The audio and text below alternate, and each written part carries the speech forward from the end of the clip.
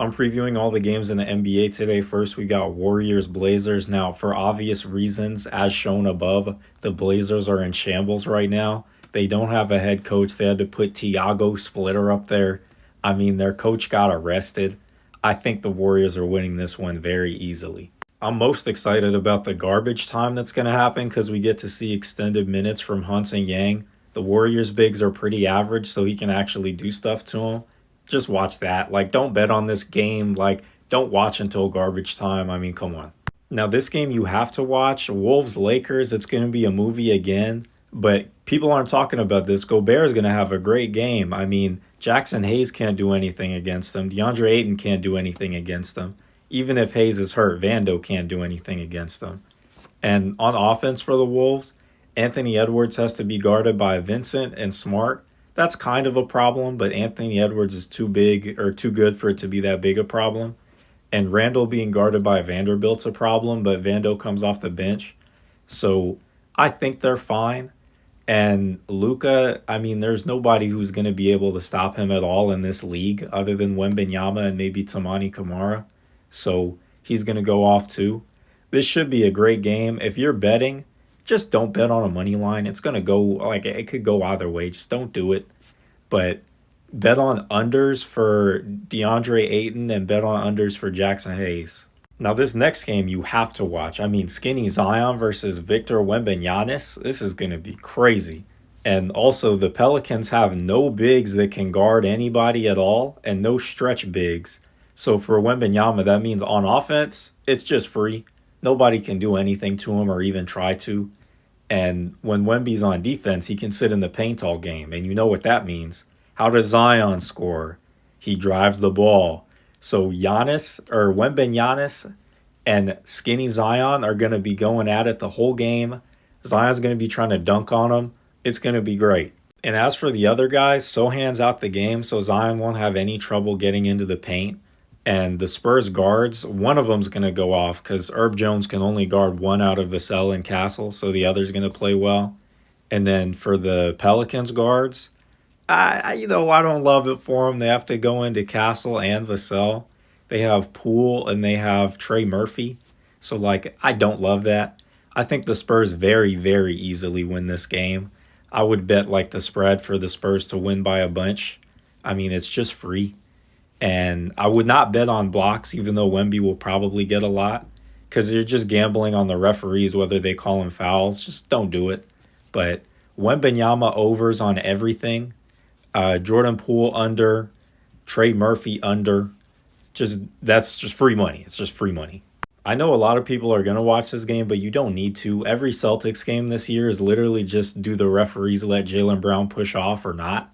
It's the same thing with Thunder games with Shea. Like, I don't think many people enjoy watching that style of basketball, but if you do, I can't stop you, whatever. But if Cat plays, very easily going to be a Knicks win. If Cat doesn't play, the Knicks are still going to win. It just won't be as easy. I mean, you have OG and Mikal who can take turns on Brown. Even if they're getting pushed off every single play, they can do better than almost anybody in the league at guarding him.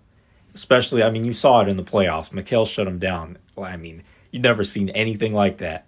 But let me stop rambling. Let me lock in. In terms of the Celtics offense, like I said, Brown will have a very tough time. Pritchard can do some things, but I think the Knicks are going to hunt him on every play on defense, so he could get into foul trouble and not get to play. They still have Anthony Simon, so they'll play through him a lot. Just expect a lot of guard play. Don't expect too much from Brown. If you want to bet on it, put a Brown under, but the referees can and will just ruin your bet. So, like, I can't really advise that to anybody. Don't bet on Pritchard over. It's a bait. Don't bet on Simons over. It's a bait. They can get into foul trouble very easily. And OG and Mikal are two people. So whoever's guarding Brown, the other, can guard the other guard. So, like, just don't bet on this game at all, please. Actually, if you're not scared of garbage time, you can bet on Cats over. But just, I mean, come on. Just don't do it. Next, we have Grizzlies Heat. Now, a Heat player does happen to be going to jail. And, that's definitely not good for the locker room. And the Grizzlies have 5 players out and 2 that are day-to-day. Ja and KCP are day-to-day. And Edie, Clark, Jerome, Pippen Jr., and Williams Jr. are all out. So the Heat should win the game, but I'm not going to bet on a team who had a dude betting on their own team. Like, I know he's gone now, but I'm just not going to do it. Like, don't do it. But in terms of matchups, nobody on the Grizzlies can really do anything to stop Norman Powell. Tyler Hero's out, so he'll get a bunch of shots. Jaren Jackson Jr., I think, is going to start at center and guard Bam. So, Bam's not going to do too much. Bam can also slow Jaren Jackson Jr., so I would safely say you can bet the unders on those guys, but these are not normal circumstances. So please don't bet on Miami right now. But Norman Powell over and those guys unders, if you really need to, you could do it. Next, we have Raptors Bucks. I really like both of these teams, and you got to watch the matchup between Barnes and Giannis. They're going to be putting a lot of energy into guarding each other. Giannis is still going to take a lot of shots because his second option is Gary Trent Jr. He also has Kyle Kuzma. And Barnes will not take a lot of shots because he can defer to R.J. Barrett, Brandon Ingram, quickly, Grady Paws off the bench. I mean, he's got other options. But in terms of the offense, don't bet on anybody's overs for the Raptors because I do not know who is going to go off. They have a lot of options, okay? This is just not a good idea to bet on them. And you can bet on Giannis to get a bunch of rebounds. And because, his center, Miles Turner, just doesn't rebound the ball. And Giannis is fighting with Scotty for the rebounds. That should be fine. And then you can bet for Pirtle rebounds if you really want to. I don't love doing that, but it should be relatively safe because, Miles Turner is the guy that he's boxing out. That should be free rebounds. But also, even though Cole Anthony is a nice defender, I don't think he's a very nice off-ball defender. So quickly can get a lot of points off cuts and just losing his guy. Also, Obagi off the bench should be nice. And Scotty unders is free money. Like very, very free money. You got to do that. This next game I'm really excited for. I think this could be a conference finals preview. But I don't expect too much from Trey or from Bane. Because, Dyson Daniels is guarding Bane. Jalen Suggs is guarding Trey. That's just not what you want. But the Magic still have Wagner and they have Banchero. I don't think anyone on the Hawks is doing anything to Banchero or Wagner for that matter, but I think Nickeil Alexander-Walker could at least slow down Wagner. Nobody's slowing down Banchero, so I'm expecting a lot from him, but I think the Hawks are going to try and run their offense through Jalen Johnson to get Banchero into foul trouble. If that happens, the Hawks could win. If that doesn't happen, then the Magic should win, but Wendell Carter Jr. is a very inconsistent three-point shooter. I think they need him to make his threes in order to win, but if no one gets in foul trouble on the Magic and Wendell Carter Jr. doesn't make his threes, the Magic are just a little better. So I'm taking the Magic.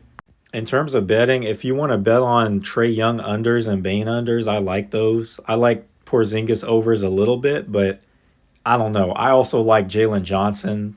I mean, I don't know how many shots they're giving Porzingis, especially this early into the season, him still fitting into the team. But Trey and Bane unders, free money. Next, we have Cavs Nets. Obviously, the Cavs are winning. If you want to get 1 penny, sure, you can bet on the Cavs money line. The game's going to look a lot like this, okay? If you want to bet unders on the points for the Nets centers, that should be fine because Jared Allen and Evan Mobley, you just can't score in the paint. So that's what I'm thinking. Next, we have Pistons Rockets. Unfortunately, Asar Thompson is one guy, so he cannot guard Amen, KD, and Şengün at the same time. Whoever he doesn't guard is going to pop off. I think Cade is going to guard Amen, and Amen is going to guard Cade. Cade's going to have a hard time with that. Tobias Harris over is a sneaky good one, but he's very inconsistent. I'm not going to do it. I watched enough Sixers to know not to do it. And the center matchup, it's pretty even, but I don't want to touch this game. I think the Heat should win, but I'm going to take a spread just in case Cade goes off. But, we'll see.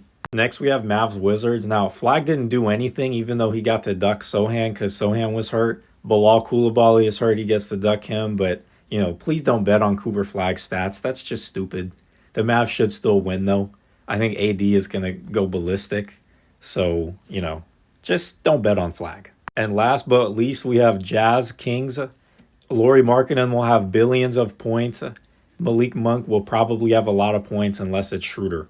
Don't bet on it other than marking an over. Bye.